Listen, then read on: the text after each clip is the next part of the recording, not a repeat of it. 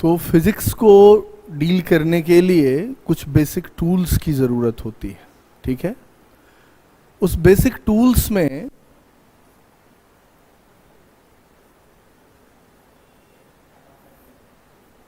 कुछ है अपना मैथमेटिकल टूल्स, मैथमेटिकल स्किल चाहिए। दूसरा यूनिट्स एंड डायमेंशंस चाहिए। और तीसरा errors and measurement.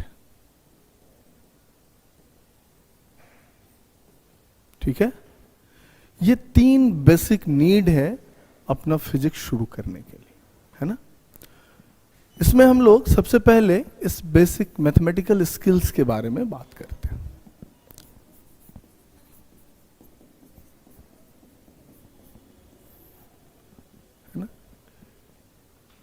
Actually physics का जो लैंग्वेज है वो मैथमेटिक्स का लैंग्वेज है ना। हम फिजिक्स में जो लॉज या प्रिंसिपल्स जो डिस्क्राइब करेंगे वो मैथमेटिक्स के फॉर्म में करते हैं।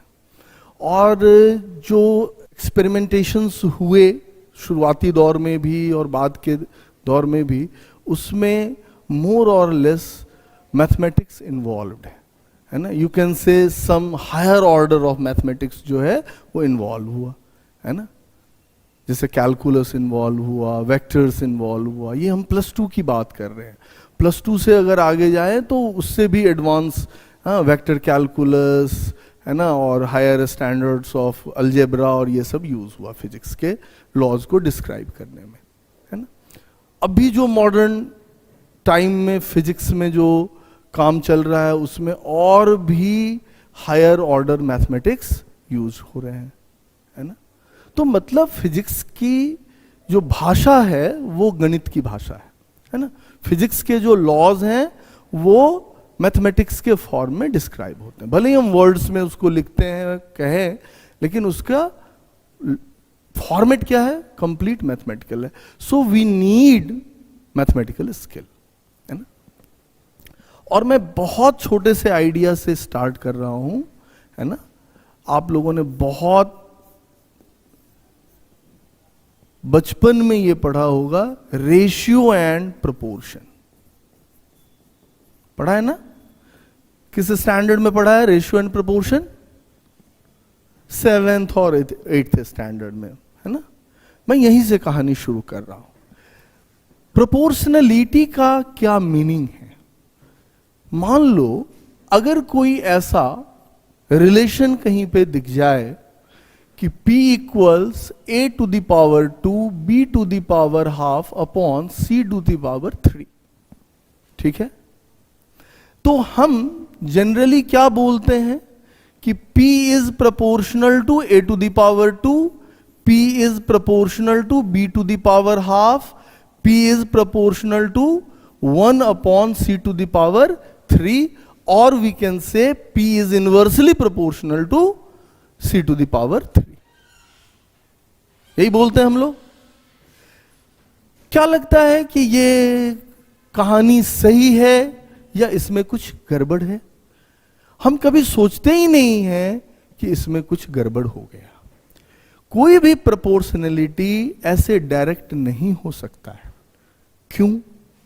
फिजिक्स में जब भी कोई रिलेशन हम लोग लिखें, लॉ लिखें, लॉ आया कहां से? एक्सपेरिमेंट से। मान लो हम एक्सपेरिमेंट कर रहे थे और हमने ये ऑब्जर्व किया कि P का रिलेशन किससे है? A से है, B से है और C से है। यानी P डिपेंड कर रहा है A पे, B पे और C पे। तो हम जब P का डिपेंडेंस A पर चेक कर रहे थे, उस वक्त हमने क्या किया होगा?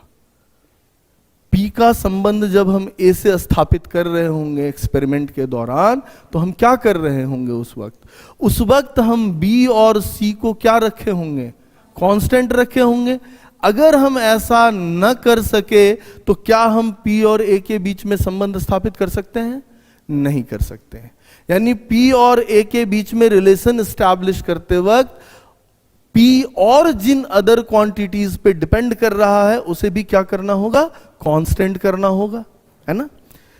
फिर जब मैं P का रिलेशन B से स्टैब्लिश कर रहा हूं तो उस वक्त A और C को हम क्या कर रहे होंगे, कांस्टेंट कर रहे होंगे। फिर P का रिलेशन जब हम C से स्टैब्लिश कर रहे थे उस वक्त B और A को क्या कर रखे होंगे, कांस्टेंट रखे होंगे। तो जब हमने P को A से, P और A के बीच में रिलेशन स्टैब्लिश किया, क्या करते हुए, B और C को कांस्टेंट करते हुए, तब मुझे क्या ऑब्टेन हुआ था कि P is proportional to A square आया था। जब मैंने A और C को कांस्टेंट रखा तब मैंने P और B के बीच में रिलेशन लिखा और तब एक्सपेरिमेंट में मुझे क्या पता चला कि P is proportional to B का पावर हाफ है। और जब हम लोग P और C के बीच में रिलेशन एस्टैब्लिश कर रहे थे, A और B को कांस्टेंट रखा, तब मुझे क्या पता चला, P is proportional to 1/C का पावर 3, है ना। तो ये जो हमें यहां हासिल हुआ ये हमारे क्या बन गए, लॉज बन गए, है ना। उस एक्सपेरिमेंट्स में ये अपने क्या आ गए, लॉज आ गए। इस तीनों लॉ को मैंने मिक्स किया तो कुछ इस तरह का रिजल्ट हमने लिखा, ठीक है। तुम कहोगे कि सर यहां से ये कैसे आ गया सीधे सीधे, यहां से ये सीधे सीधे नहीं आया, ये कुछ ऐसा बन गया कि अब हम कह सकते हैं कि P प्रोपोर्शनल है A to the power 2, B to the power half and C to the power 3, ऐसा हो गया। मैं इसके बाद इक्वलिटी यूज करूंगा कि हाँ भाई P इक्वल होगा किसके, तो सम कांस्टेंट इज हियर।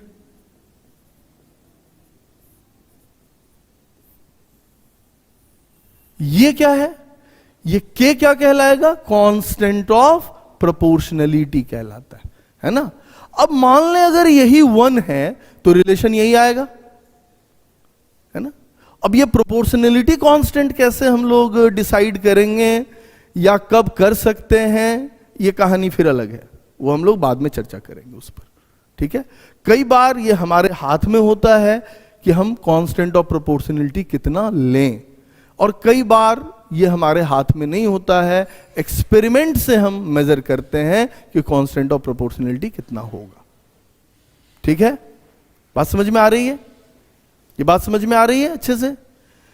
बहुत सारे ऐसे रिलेशंस आपको मिलेंगे फिजिक्स में जिसमें हम कांस्टेंट ऑफ प्रोपोर्शनलिटी 1 ले लेते हैं। उस वक्त कुछ सुविधा होती है, कुछ कंफर्ट होता है हमारे पास कि ये एक्सपेरिमेंट करने वाला कर सकता है, लेकिन हमेशा ये कंफर्ट उसके पास अवेलेबल नहीं रहता है। उस वक्त एक्सपेरिमेंट से जो आएगा K का वैल्यू वही लिया जाएगा। तो ये समझ में आ गया कि ये रिलेशन कैसे आया। तो जब हम ये कह रहे हैं कि P proportional to A square, तो ये किस कंडीशन में वैलिड है, बिल्कुल। तो इसके साथ एक कंडीशन आता है, when B and C are constant. अब ये कंप्लीट है। When you say P proportional to B to the power half, इसका मतलब है कि A और C क्या होगा, कांस्टेंट हो जाएगा। और जब तुम ये कह रहे हो ये कब संभव है, जब B और A क्या है, कांस्टेंट। गॉट इट, समझ में बात आई। अब ये कंप्लीट है, यानी जब भी हम प्रोपोर्शनलिटी चेक करें हमेशा पहले चेक करें कि कंडीशन क्या है। यही कंडीशंस हुआ,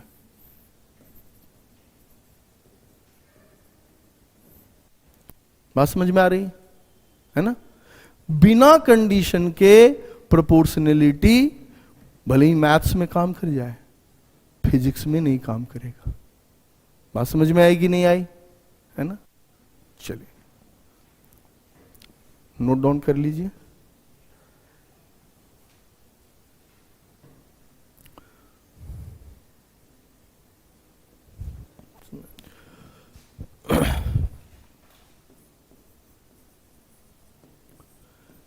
नेक्स्ट आइडिया अपना क्या है, रेशियो का, है ना।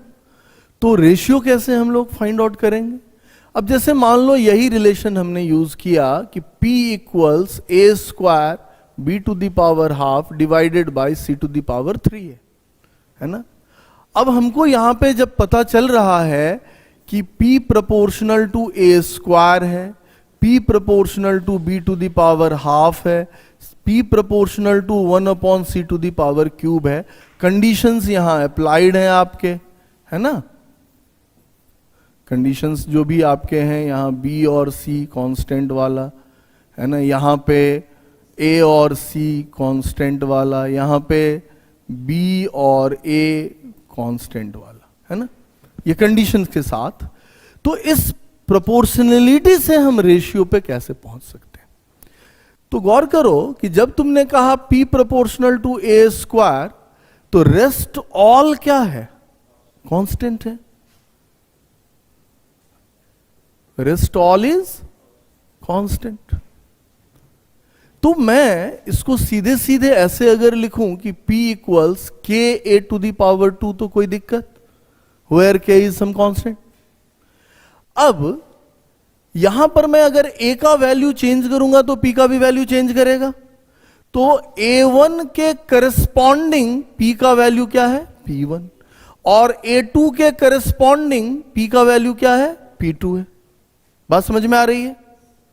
तो यहां से हम ये कह सकते थे ना कि p1 इक्वल्स के a1 स्क्वायर और p2 इक्वल्स के a2 स्क्वायर। क्या बोलते हो? बात आ रही समझ में? अगर मैं अब इसमें P2 डिवाइडेड बाई P1 लिखूं तो क्या इसे रेशियो कहते हैं या नहीं? अब अगर इस रेशियो को मैं लिखूं तो क्या लिखोगे? KA2 square by KA1 square. के कैंसिल, अगर K जीरो नहीं है तो ये कितना आ जाएगा? हाँ, स्क्वायर होगा। या A2 अपॉन A1 का स्क्वायर होगा या नहीं होगा? ठीक है। तो आगे से हम लोग इस डिटेल्स को हटा लेंगे और सीधे सीधे ये बात कह देंगे कि अगर हमें ये पता है कि P प्रोपोर्शनल टू A का पावर 2 है, तो P2 upon P1 will be A2 upon A1 to the power 2। अगर ये इनिशियल वैल्यू, ये फाइनल वैल्यू, तो गौर करो डायरेक्टली प्रोपोर्शनल है, तो ऊपर फाइनल नीचे इनिशियल, तो यहां भी ऊपर फाइनल नीचे इनिशियल आ रहा है ना। अगर हमें पता है कि P प्रोपोर्शनल टू B का पावर हाफ है, तो मैं लिख सकता हूं P2 upon P1 equals B2 upon B1 to the power 1/2। Okay, clear है? और P inversely proportional to C cube है। तो अब यहां पर क्या कर सकते हैं हम लोग? इसको proportional to C to the power -3 कर सकते थे। अब इसे क्या लिखेंगे हम लोग? P2 upon P1 equals C2 upon C1 to the power -3।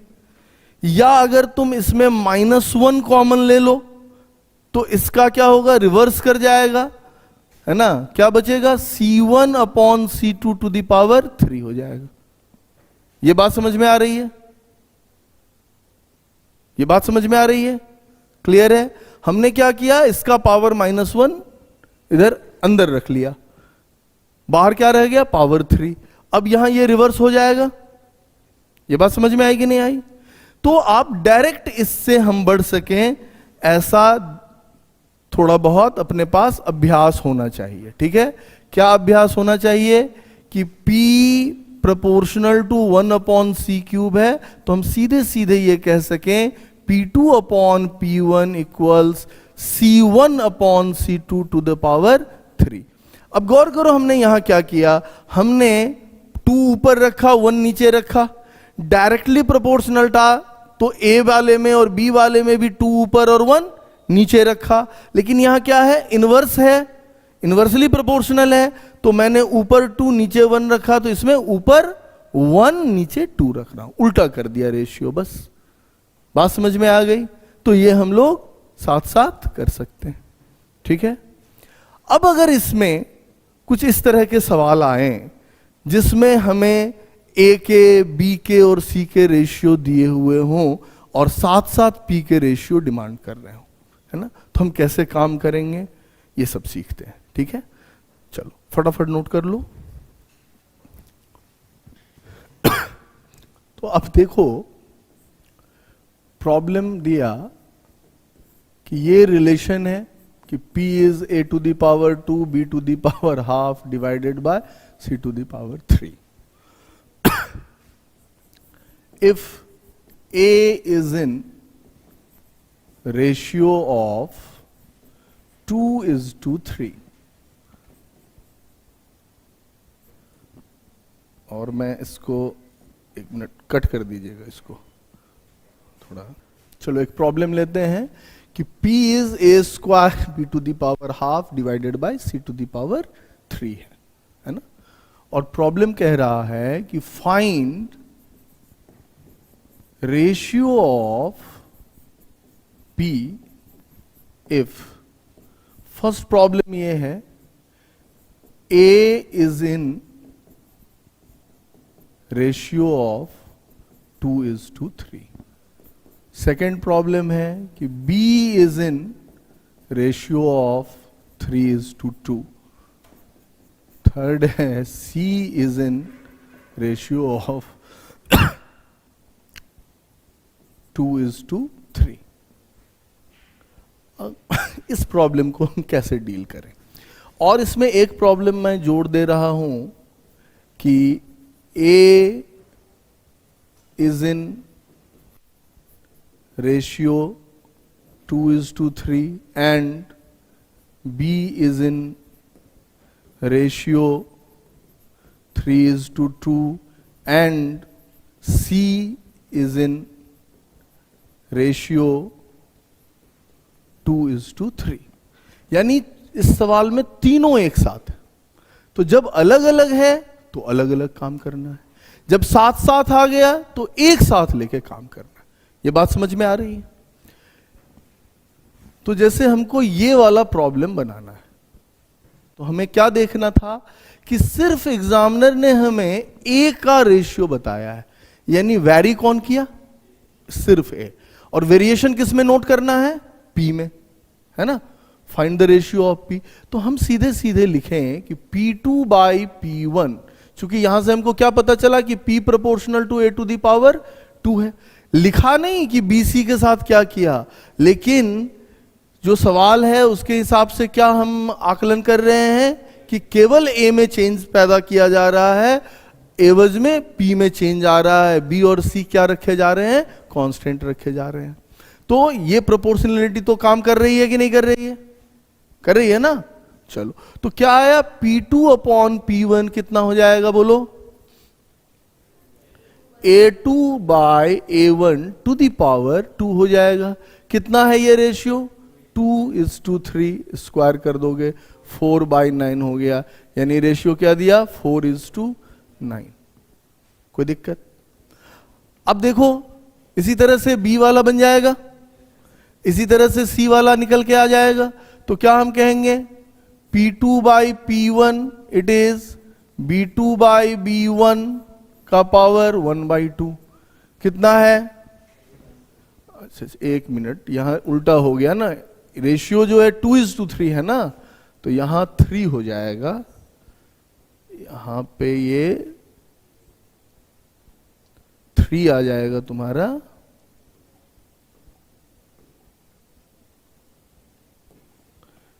ये 3 हो गया, ये 2 हो गया। सो 9:4 हो जाएगा, है ना। तो सेकंड में क्या है? 2 है। So it is 2/3 to the power 1/2। So ये आ गया, है ना।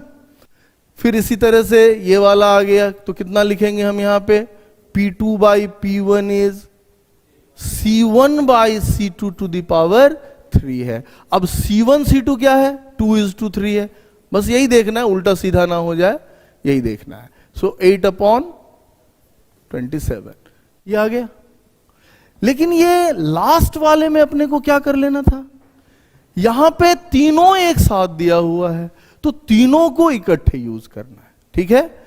सो हम लिखेंगे यहां पे P2 by P1 equals A2 by A1 to the power 2 into B2 by B1 to the power half into C1 by C2 to the power 3।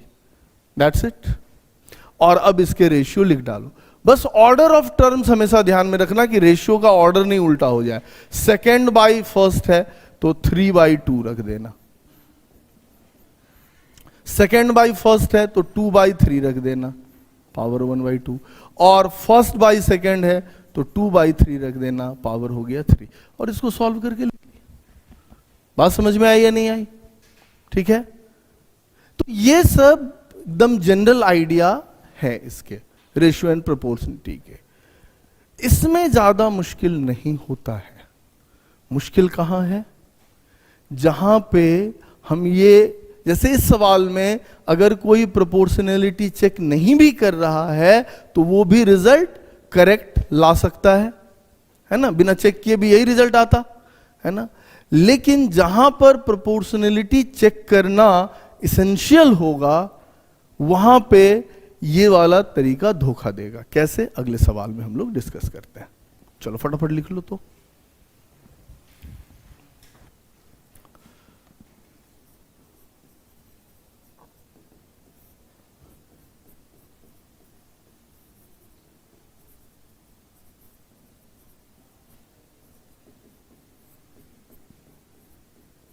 एक सवाल हम लोग यहां देखते हैं। सवाल कह रहा है a physical quantity P associated with a cylinder is given by P equals KL upon A, where L is length of the cylinder, A is cross sectional area of the cylinder, and K is the constant of proportionality which depends upon material of which cylinder is made of।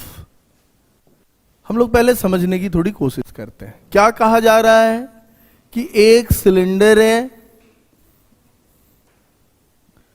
इस cylinder का ये length L है मान लो, और ये जो दिख रहा है ये एरिया, ये इसका क्रॉस सेक्शनल एरिया है, और ये कितना है? A।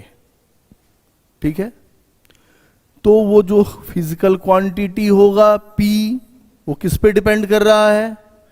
लेंथ पे और क्रॉस सेक्शनल एरिया पे। और तीसरा किस पे डिपेंड कर रहा है? मटेरियल पे। के चूंकि मटेरियल पे डिपेंड कर रहा है ना, है कि नहीं है? तो मटेरियल पे। अब इस सवाल में अगर हमसे ये पूछा जा रहा है if length of the cylinder is doubled by stretching it, how does P change? अब मुझे क्या करना चाहिए? तो एक जो अपने पास अप्रोच आएगा, सीधे सीधे अगर हम सोचें कि क्या कहा गया, length of the cylinder is doubled, यानी हमको कहा गया कि पहले अगर सिलेंडर का लेंथ L था तो अब लेंथ कितना हो गया? 2L हो गया। तो बताओ कि P कैसे बदल रहा है? तो अपनी फिजिक्स क्या आई P को लेकर के? तो अपनी फिजिक्स कह रही है कि P है अपना KL/A, और हमें यहां सीधे सीधे क्या नजर आ रहा है कि P is proportional to L है कि नहीं है? और जैसे ही ये हमें दिखा, हम कहेंगे कि बस काम हो गया, new P upon old P will B new length upon old length, और न्यू लेंथ क्या हो गया?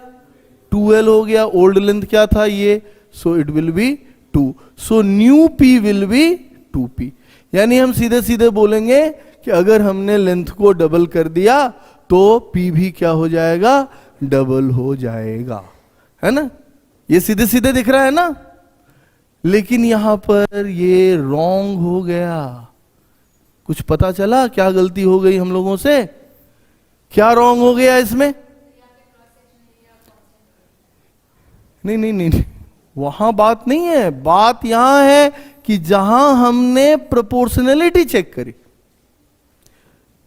मैंने पहले ही कहा था कि हमें ये चेकिंग से गुजारना होगा। जब हम ये लिख रहे हैं, ये क्या वैलिड है यहां पर या नहीं है? इस रिलेशन की वैलिडिटी क्या है यहां पर कि P और L का देख रहे हैं हम लोग। L का वेरिएशन से P का वेरिएशन नोटिस कर रहे हैं। ये कब होगा ऐसा, जब इस दोनों के अलावे और जो भी इन्वॉल्वमेंट है इक्वेशंस में वो सारे के सारे क्या होने चाहिए, कांस्टेंट होने चाहिए। तो हमें यहां पर पूछना था कि क्या के और ए मेरा कांस्टेंट है या नहीं है। बात समझ में आई या नहीं आई? तो जब तुम इस रॉड सिलेंडर का लेंथ बढ़ा रहे थे, कैसे बढ़ा रहे थे, स्ट्रेच करके खींच रहे थे, तो क्या उसका एरिया ऑफ क्रॉस सेक्शन वही रहेगा या बदल जाएगा? बदल जाएगा। तो इसका मतलब area of cross section constant नहीं था। तो जब ये कंडीशन ही फुलफिल नहीं कर रहा है तो ये प्रोपोर्शनलिटी काम करेगा? नहीं करेगा। और जब ये प्रोपोर्शनलिटी काम नहीं करेगा तो ये रिजल्ट क्या हो गया, गलत हो गया। ये बात समझ में आई कि नहीं आई? तो सही अप्रोच क्या हो, है ना? चलो पहले इसको फटाफट लिख लो तो बात करते हैं। ये तो गलत चला गया, सही कैसे करेंगे? कुछ नहीं है, बस प्रोपोर्शनलिटी प्रॉपर वे में चेक करना था।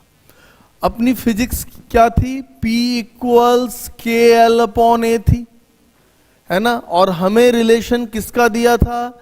एग्जामिनर ने दिया था कि लेंथ डबल कर रहा है बाय स्ट्रेचिंग। इससे ज्यादा कोई इंफॉर्मेशन नहीं दिया गया है। बात समझ में आ रही है?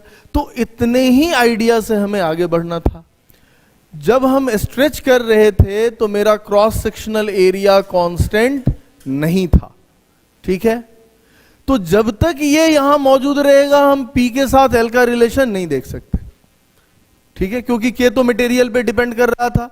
तो जब तुम स्ट्रेच कर रहे थे तो मटेरियल तो चेंज नहीं किया ना, तो K तो कांस्टेंट आएगा अपना। लेकिन जब हम स्ट्रेच करेंगे तो एरिया नहीं कांस्टेंट आ रहा है, तो हमें एरिया को क्या करना होगा? रिमूव करें कि रिप्लेस करें? रिप्लेस करना होगा, रिमूव तो नहीं कर सकते। तो एरिया के जगह पे किसको रखें? अब देखते हैं। जब हम इसको स्ट्रेच कर रहे थे तो कुछ अजम्पशंस हमें मानने होंगे। हमें मटेरियल के बारे में और कोई इंफॉर्मेशन नहीं दिया, है ना? ठीक है? इसका मतलब यह है कि अगर इस सिलेंडर को हम खींच रहे थे, इसका मास क्या बदल जाएगा? खींचने से मास बदल जाएगा क्या? नहीं बदलेगा। और इसका वॉल्यूम क्या होगा? वॉल्यूम बदल जाएगा क्या? खींचने से वॉल्यूम बदल सकता है, ठीक है? लेकिन बदल जाएगा ही ये कोई जरूरी नहीं है। कब पता चलेगा कि बदल सकता है? जब हमें मटेरियल के बल्क प्रॉपर्टी के बारे में दिया रहेगा, उसकी इलास्टिसिटी के बारे में इंफॉर्मेशन दिया रहेगा। अगर इलास्टिसिटी का इंफॉर्मेशन दिया हुआ है प्रॉब्लम में कि यंग्स मॉडुलस, बल्क मॉडुलस या कुछ और इंफॉर्मेशन, नॉर्मली बल्क मॉडुलस यहां दिया जाना चाहिए था, तो फिर अपने को सोचना होगा कि हाँ यहां पे वॉल्यूम भी चेंज कर रहा है। अगर ये इंफॉर्मेशन नहीं है तो ये अजम्पशंस, बेटर अजम्पशंस है कि वॉल्यूम भी क्या है? कांस्टेंट है। डेंसिटी भी क्या रहना है? कांस्टेंट ही रहना है ना? तो ये हम नॉर्मली मान के चलते हैं कि अगर कुछ और प्रॉपर्टी इन्वॉल्व नहीं कर रहा है प्रॉब्लम में तो उसका मास क्या है? कांस्टेंट है। और उसकी डेंसिटी क्या है? कांस्टेंट है। सो वॉल्यूम भी क्या हो जानी है? कांस्टेंट हो जानी है, ठीक है? इस तीन में से मेरे काम का कौन यहां निकल के आ रहा है? वॉल्यूम निकल के आ रहा है। एरिया को रिप्लेस करने में किसका जरूरत पड़ेगा? वॉल्यूम का जरूरत पड़ेगा। सो वॉल्यूम को अगर V से डिनोट कर रहे हैं तो एरिया इनटू लेंथ आएगा, और मैं एरिया को रिप्लेस कर दूंगा। कैसे लिखूंगा एरिया को? वॉल्यूम बाय लेंथ लिखूंगा, है कि नहीं? तो मैं यहां पर एरिया के जगह पे क्या लिखने वाला हूं जरा बताओ? के L by volume upon length. क्या इक्वेशन बिठेगा जरा बताओ? एल स्क्वायर बाई भी। अब हम लोग एक बार फिर से प्रोपोर्शनैलिटी को जरा चेक करते हैं। देखो तो क्या आएगा? प्रोपोर्शनैलिटी आ रहा है यहां पे, P proportional to L square set कर रहा है क्या? अगर ये है तो ये कब संभव था? जब k और v क्या हो? कांस्टेंट हो। क्या ये दोनों कांस्टेंट आ रहा है या नहीं आ रहा है? इस बार आ रहा है, क्योंकि हम अगर स्ट्रेच कर रहे हैं तो मेरा वॉल्यूम जो है वो कांस्टेंट आ रहा है। सो ये प्रोपोर्शनैलिटी वैलिड हो गया। क्लियर है? अब मुश्किल नहीं है। New p by old p will B new length by old length का स्क्वायर। कितना आ गया ये? That's will be 4। क्लियर है? बात समझ में आई या नहीं आई? क्लियर है ये चीज? अब गलत नहीं है, अब ये सही चला गया। क्यों? क्योंकि ये प्रोपोर्शनैलिटी वैलिड है। तो अब तुम्हें ये समझ में आया होगा कि प्रोपोर्शनैलिटी के साथ जो कंडीशन है वो चेक करना कितना अहम होता है। ये समझ में आया कि नहीं आया? है ना? अगर हम ये चेक नहीं करते हैं तो इट मे बी कि हमारा सवाल गलत हो जाए, है ना? और तुम लोग ये सवाल बनाए हुए होगे, है ना? बस मैंने थोड़ा सा चेंज कर दिया था, है ना? हमने कहाँ चेंज किया था? तुमने पढ़ा था रेजिस्टेंस रो एल बाय ए, पढ़ा था। हमने बस आर को पी बना दिया, रो को के बना दिया, बाकी सेम रख दिया था। बस इतना सा मैंने ट्रांसफॉर्मेशन कर दिया था। क्लियर है? तो जब भी हम प्रोपोर्शनैलिटी के सवाल कर रहे हो तो हमें क्या चेक करना चाहिए? कंडीशन। बिना कंडीशन के प्रोपोर्शनैलिटी को मेंशन नहीं करना है। जब भी इस तरह से लिखने की कोशिश कर रहे हो तो एक बार चेक कर लें कि हाँ जिसको हम कांस्टेंट कहना चाह रहे हैं वो हो भी रहा है या नहीं हो रहा है उस पर्टिकुलर प्रॉब्लम में। तो एग्जामिनर यहां से क्वेश्चन रेज कर देता है। बात समझ में आई कि नहीं आई? चलिए फटाफट नोट कर लीजिए इसे।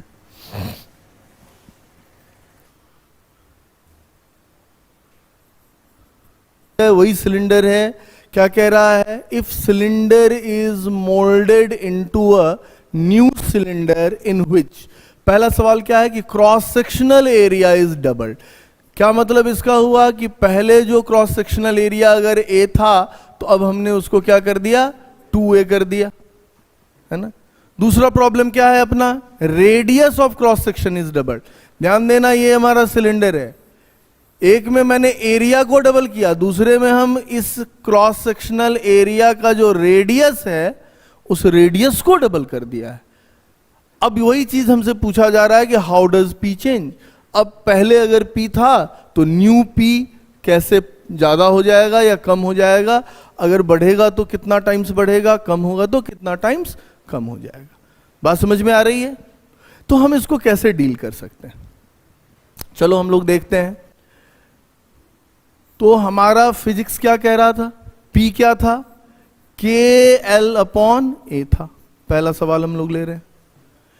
अब इस बार वो एरिया को चेंज कर रहा है तो हमारा कंसंट्रेशन किसके बीच होना चाहिए?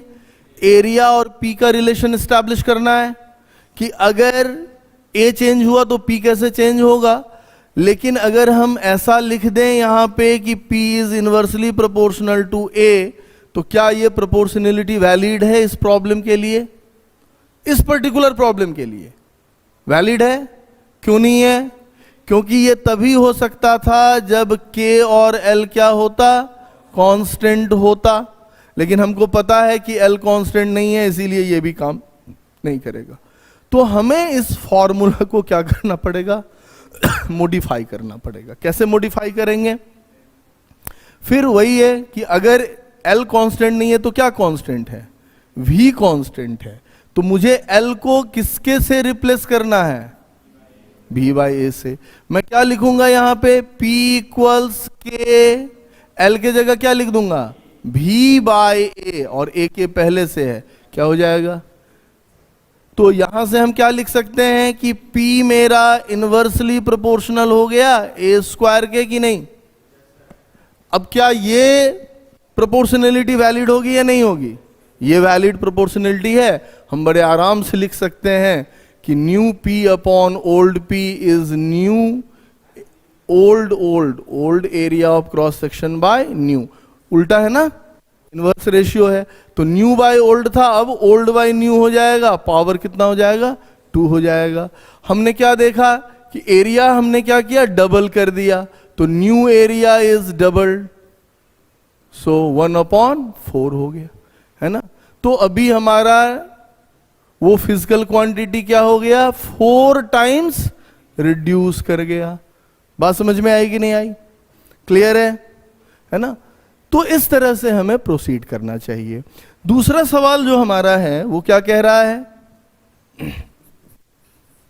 इस बार हमने रेडियस को डबल किया है। तो अभी जो हमारा फिजिक्स था उसके हिसाब से क्या था, KL/A था, लेकिन हमने देखा कि L कांस्टेंट नहीं जा रहा है, तो हमने इसको मॉडिफाई किया, तो ये क्या बन गया, K वॉल्यूम बाय एरिया का स्क्वायर हो गया। हुआ ऐसा।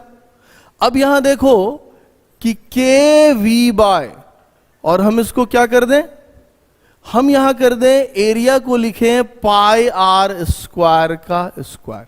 क्यों ऐसा कर रहे हैं, इसलिए कर रहे हैं कि हमको रिलेशन किसके साथ दिया हुआ है, रेडियस के साथ दिया हुआ है। तो एरिया ऑफ क्रॉस सेक्शन यहां हम कितना लिखेंगे, πr², तो उसका मैं पावर 2 कर रहा हूं। क्लियर। अब यहां देखो ये P proportional to 1 to the power R⁴ हो रहा है, 1/R⁴ हो रहा है या नहीं हो रहा है, चेक करो। बाकी सब कांस्टेंट है या नहीं है। तो अभी मेरा रिलेशन ये हो गया। अब इससे मैं रेशियो पे जा सकता हूं, new P by old P will be old R by new R का पावर 4 हो जाएगा। ये R अपॉन न्यू रेडियस क्या हो गया, R is doubled, so R था, अब ये 2R हो गया। So here it is R upon 2R⁴, सो 1/8 कैसे होगा जी, 16 हो जाएगा, 1/16 होगा। ठीक है, सो इट इज 1/16। क्लियर है, बात समझ में आई कि नहीं आई। तो इस तरीके से अपने को प्रोपोर्शनलिटी चेक करके और फिर जवाब देना है। ठीक है, ये बहुत छोटी चीज है, हम लोगों ने 9th स्टैंडर्ड से भी पहले पढ़ लिया था, लेकिन जिस स्टैंडर्ड में हम लोगों ने इसे पढ़ा उस स्टैंडर्ड में फिजिक्स था नहीं था, है ना। फिर जब इसका एप्लीकेशन आया 9th स्टैंडर्ड में, तो हमने दूसरे तौर तरीके आजमाए, एक आध जगह यूज हुआ तो वहां पे लगा दिया, है ना। लेकिन 11th 12th के स्टैंडर्ड में जो आप जिस कंपटीशन की तैयारी कर रहे हैं, है ना, वहां पे इन आइडियाज पर बेस्ड ढेरों सवाल पूछे जाते हैं, है ना। वो आपको क्वेश्चन बैंक्स वगैरह में आसानी से नजर आ जाएंगे। तो वहां पे अगर हम रेशियो और प्रोपोर्शनलिटी का चेकिंग नहीं करेंगे तो हम गच्चा खा सकते हैं, हमारा प्रॉब्लम रॉन्ग हो सकता है। बात समझ में आए। चलिए इसको फटाफट लिखिए तो फिर और देखते हैं।